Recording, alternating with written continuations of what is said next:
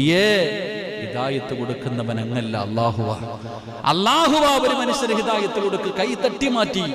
അതുകൊണ്ടാണ് പ്രവാചകൻ സല്ലല്ലാഹു അലൈഹി വസല്ലമ തങ്ങൾ പറഞ്ഞു, നരകത്തിലെ ഏറ്റവും ചെറിയ ശിക്ഷ ആർക്കാ? അബൂ താലിബിനാ. പ്രവാചകന് തല മുതൽ കാലിന്റെ ഭാഗം വരെ തൊട്ടു. പ്രവാചകൻ തൊട്ട സ്ഥലം നരകം തൊടില്ല. പ്രവാചകൻ സല്ലല്ലാഹു അലൈഹി വസല്ലമ തങ്ങൾ തൊട്ട സ്ഥലം നരകം തൊടൂല്ല. അപ്പം ശരീരം തല മുതൽ കാലിന്റെ മുകൾ ഭാഗം വരെ തടകി, കാലിന്റെ അടിഭാഗത്ത് തടകാൻ പറ്റിയില്ല.